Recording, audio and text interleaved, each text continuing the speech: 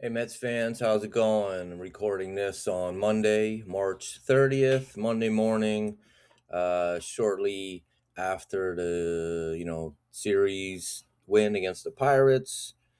Fortunately, dropped the last game to avoid a sweep, but it's good to get the season started. What do you want? Can't sweep them all. A lot of positives, a couple negatives that I view as not big problems, but hey, you know what I mean? It's a long season. Good to get the problems exposed early, see what needs to be fixed. Um, but yeah, let's get right into it. I'm going to look at the first game, opening day, City Field. It's an exciting game for those who watched it. Anyone that was there sure had a good time. Seemed like beautiful weather. I watched it at home, so I know it was beautiful outside. What we saw in game one, obviously the big story, Paul Skeens was a starter for the Pirates. Didn't last through the first inning.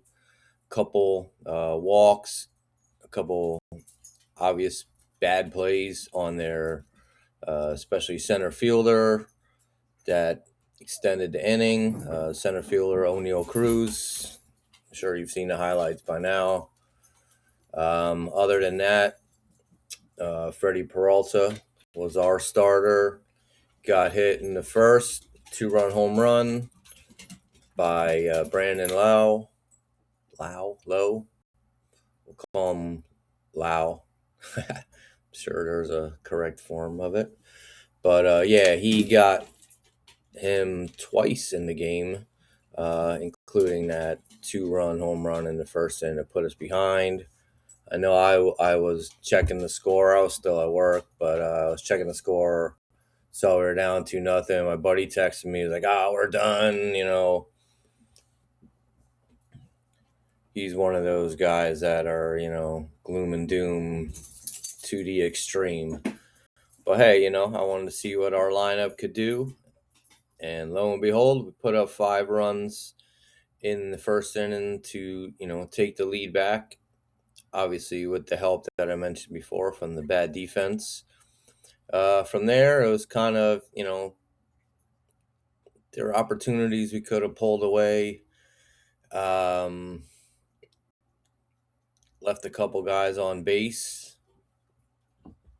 And then obviously the big highlight came with the Carson Bench home run in the 6th inning off Justin Lawrence. And then that was followed by Francisco Alvarez just hitting a complete bomb, going back to back, making it a little more comfortable. Got kind of shaky there in the ninth. We had Garcia on. He got hit a little bit. I think he was just trying to throw strikes there, and gave up a couple. I believe it was 2 doubles, and then had a little bit of traffic. They did score 2 to make it 11. Pirates did score 2 to make it 11-7. Couple guys on. I just didn't want to see a close game at that point after the festivities of earlier in the game. So luckily there wasn't anything else that happened. We ended up winning 11-7. Good way to start the season. Going to game 2. Nothing happened offensively for the first 9 innings. 0-0 after 9 innings. Match runs in the 10th. And then the Pirates scored again in the top of the 11th. And again, we all know what happened in the bottom. Got 2 guys on. Lewis Robert hit the walk-off 3-run home run. Great to see. I'm expecting big things from this guy, as well as, I'm sure a lot of you are. But that was great to see him just get his moment there early in the season, first homestand of the season. And then, we took the win, went to 2-0 after 11 innings. Going to game 3, yesterday's game. Very frustrating to watch. We had 16 strikeouts. 16. We struck out 16 times. That's not a recipe for victory. McLean started this one. Obviously, everyone has expectations for him. See if he could build off last year's success in his first, handful of starts in the majors. He looked pretty good. Came out a little shaky. Couldn't quite locate the fastball. It seemed was just missing. And then he walked the first 2 batters. Had a little hit there. It drove the one in. Down 1-0 after the first. Came back out, settled down a little bit. Then, of course, we tied it up in the bottom of the second. A couple hits, another hit by Robert, hit by Beatty. Semien with the sac fly after Robert took third on Brady single. And I'll tell you, I really like the look of this Robert. Was very excited when we got him in the trade. Mainly the trade was for Luis Angel Acuna with the White Sox. I know there's a lot of talk about bringing him over. At this point, he's really just a 1-year contract. I believe it's $20 million. So, we flexed the muscle there, got him, got them to get rid of that salary, bring him over for was hopefully a bargain. I mean, if this guy is healthy and could do what he could do, I'm in my estimation, I'm thinking of a MVP level type player if you could put it all together with the power, with the speed, and definitely with the center field defense that we were looking to improve in the offseason. So a little bit of a side there on Robert, but after the game winner in game 2, and then just a couple hits, he had this game some good base running, solid defense. I felt it was worth a mention. Anyway, McLean settled down a little bit. He did get tagged by Lau for a home run. Final line was 5 innings. Those 2 runs ended up with 8 Ks and didn't have any other walks after those first 2 batters. So then we move along a little bit in the game. Had a lot of opportunities there.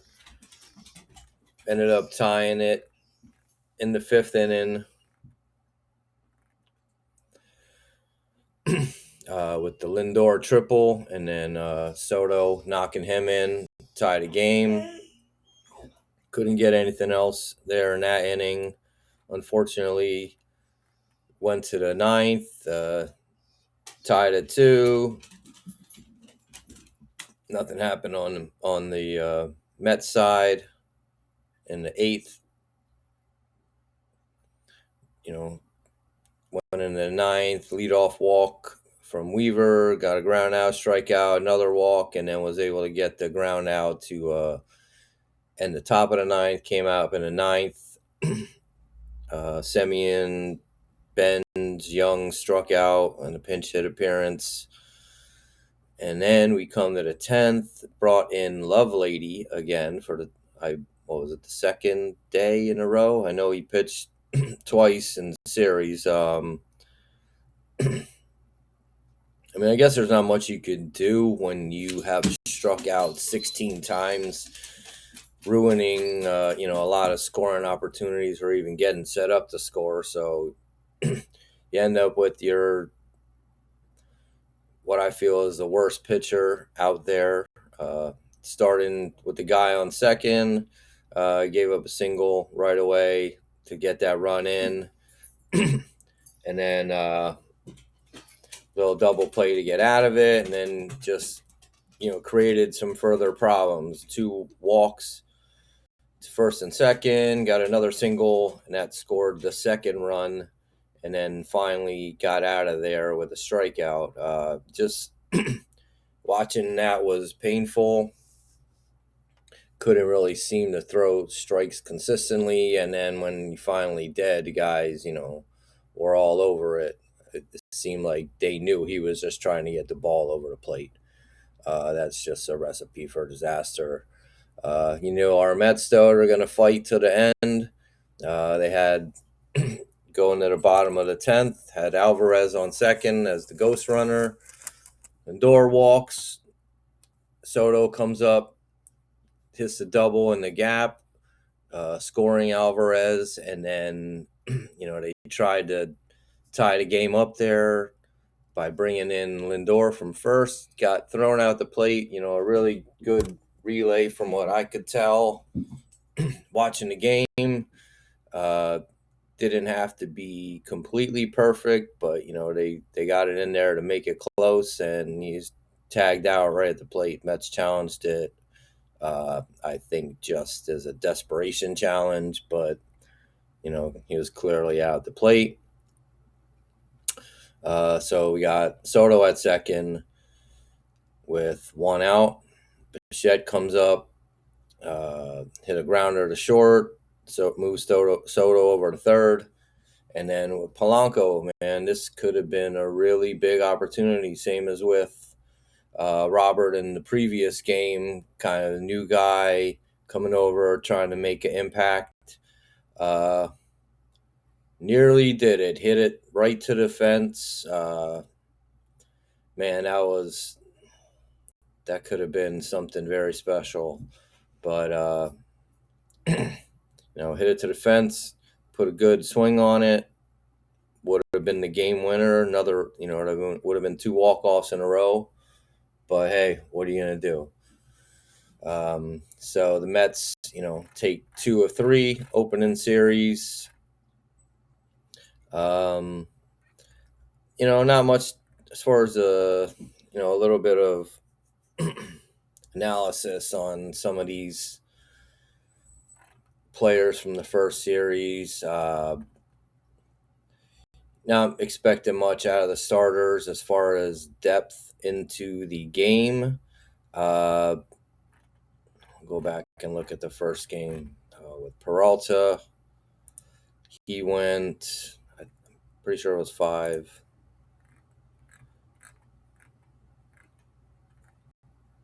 innings, 7 Ks. Got the 2 home runs hit off him from Lau.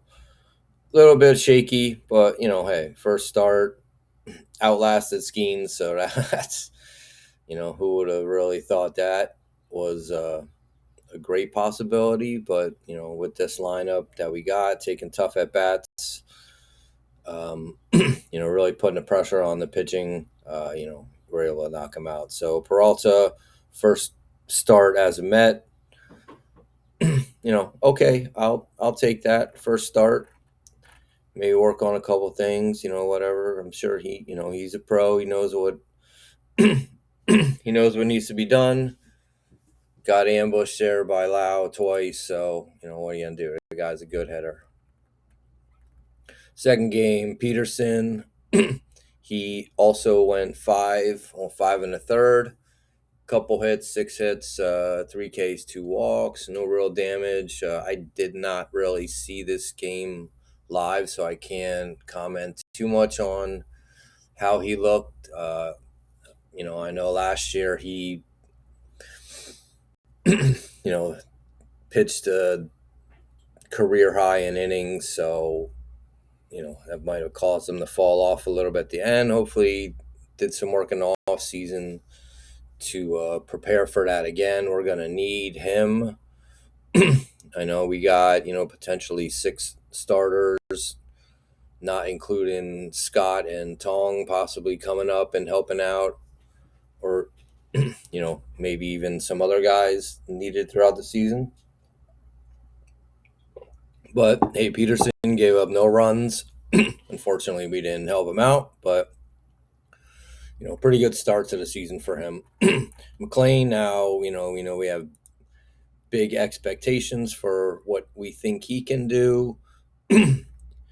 Like I said, in the talking about the third game, came out a little bit not wild, but just missing his spots. Couldn't really keep hit the edges on some of the even fastballs that he had.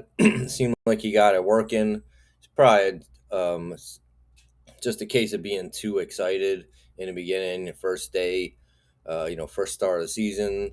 All you want to get everything off to a good start. I mean, he's throwing harder, it seems, than he was last year, and that was talked about during spring training where he came out firing. And then we saw him in the WBC, got hit a little bit on his fastball. I don't, hopefully that's not a trend that continues because he's going to need that fastball to, work off his other pitches where he spins it like nobody else can that we see, as far as the spin rate and all that stuff, which is, impressive numbers. That's kind of his calling card. But hey, if he could get a 98 fastball, even 96 for that guy, I think would be very effective. But yeah, take 2 out of 3 against the Pirates. We move on to play St. Louis tonight. Hopefully we can keep it going, win the series at least. Just keep things going in the right direction. We're not going to go undefeated. You know what I mean? Hey, at least the one loss we had, we fought to the end.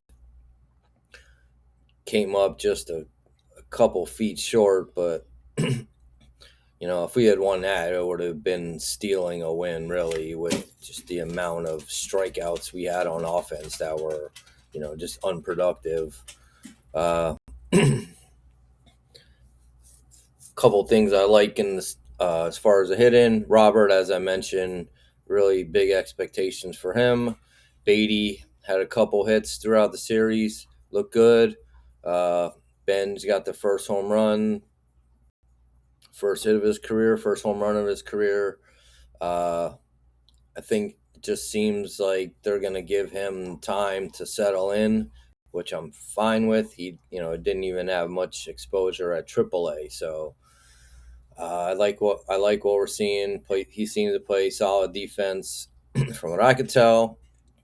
Already got Lindor getting a couple hits. He's been known to be a slow starter. Not that he's lighting it up, but getting a couple hits under his belt. Soto's going to be Soto. Just a matter of time till we start seeing him with the power.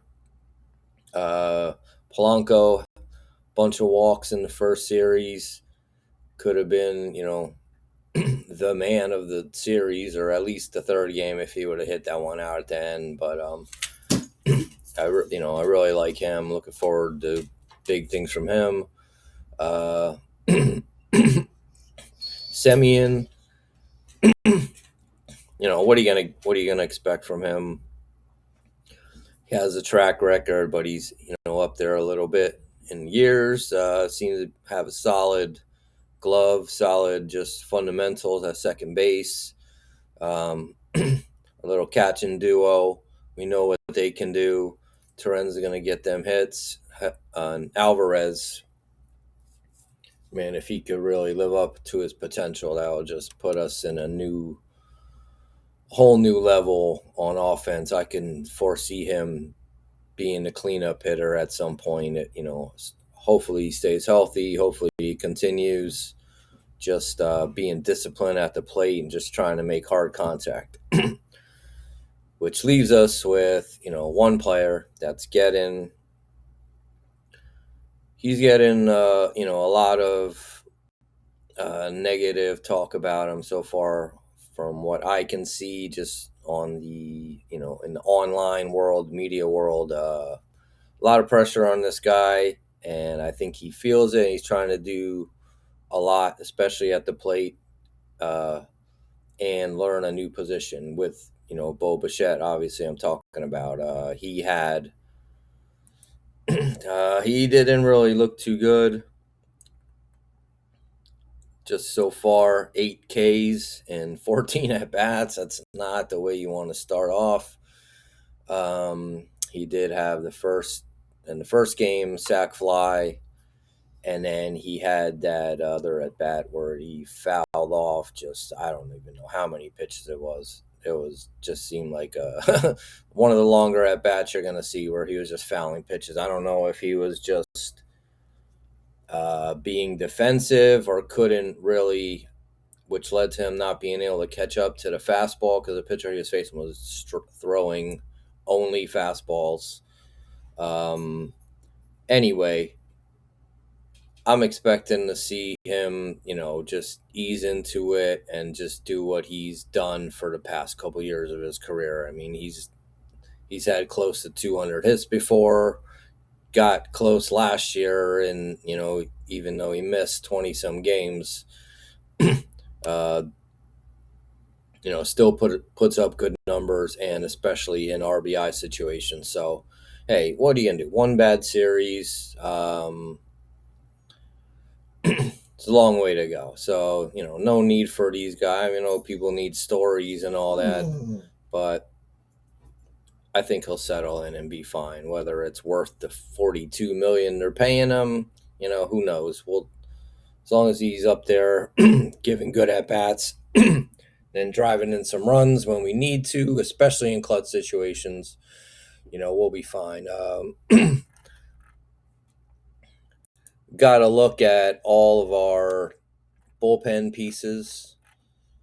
From what I could tell, let me just make sure that everyone pitched real quick.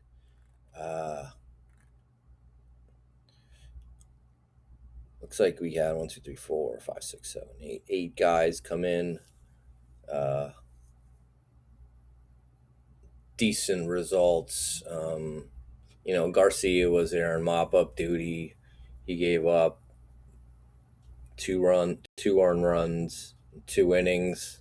Lovelady just doesn't look good, but hey, he's our, at this, if we're going to keep an eye in the bullpen, he's our third lefty, really.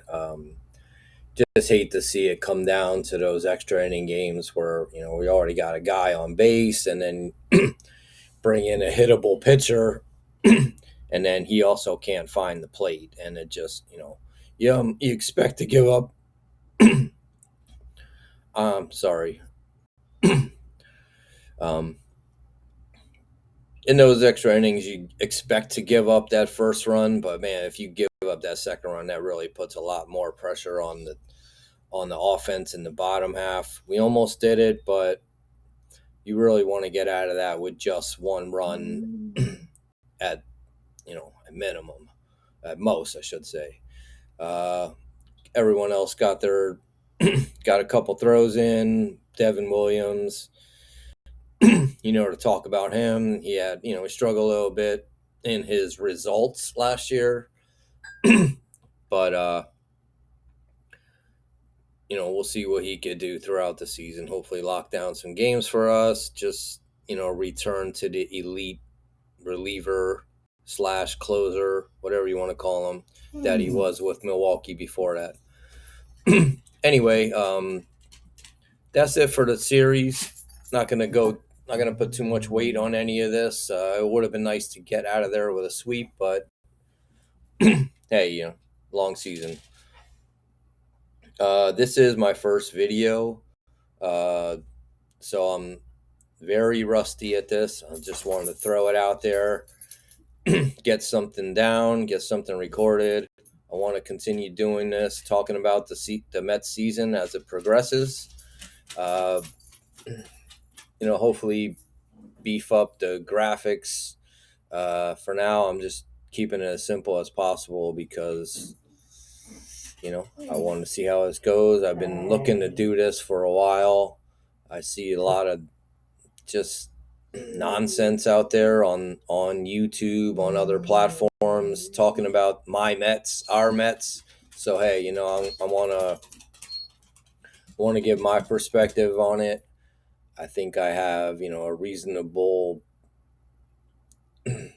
outlook on not just the expectations for this year, but Mets history. I've been a fan for since the 1984 season when Dwight Gooden first came out, and that's what led me to being a Mets fan. I'm going to go more in depth about my history as a Mets fan, just in case anyone can relate to that. Hey, like I said, I'm just doing this off the cuff, and we'll see where this goes. If I don't watch every game, I watch the condensed game, or I go back and rewatch portions of it just to see certain situations. Just things I want to look into. I feel it's the best way to follow the team, just watching every as much as you can rather than hearing it secondhand from other people, especially media types. And the New York media are just ridiculous. They're the way they view the team and talk about the team, even supposed like Mets fans in media, are just like, I don't know. I'm sure you've come across all of those, and I would like to have an opportunity to give my spin on these things, kind of get people to calm down. Hey, I'm going to be critical of the team at times as well, but kind of keep it in perspective at the same time. But yeah, so anyone that may watch this, thank you for taking the time. Please, comment, tell me how horrible this was or whatever. I mean, I'm going to rewatch it and be critical of it myself. So don't hold back. But yeah, I'm excited for this season. I like the team we've assembled. You see my cat joining in behind me. But yeah, I'm excited for the season, the new acquisitions, see how they all work together. Expecting big things. I'll do some videos, talking about the changes to the team. It's easy to put that past us now that we've gone through spring training, and the guys that left the team or the guys that we got rid of are doing their thing on other teams. But I'll try to kind of crystallize my thoughts on all that and put it down for other people to join in on this conversation. Anyway, yeah, so like I said, hoping to continue with these videos. Anyone that has some comments, please put them down there, whether they're critical, whether you agree with anything I say, just anything else. Let me know. I'm going to continue doing this. I want to be a voice for Mets fans. I'm not out here trying to get a crazy following or anything like that, but hoping that my thoughts resonate with a lot of fellow Mets fans, and we can keep it going from there. So all right, taking up enough of your time. Gotta take care of these guys. Are getting a little bit unruly, but thank you, and I'll see you guys soon. Thank you.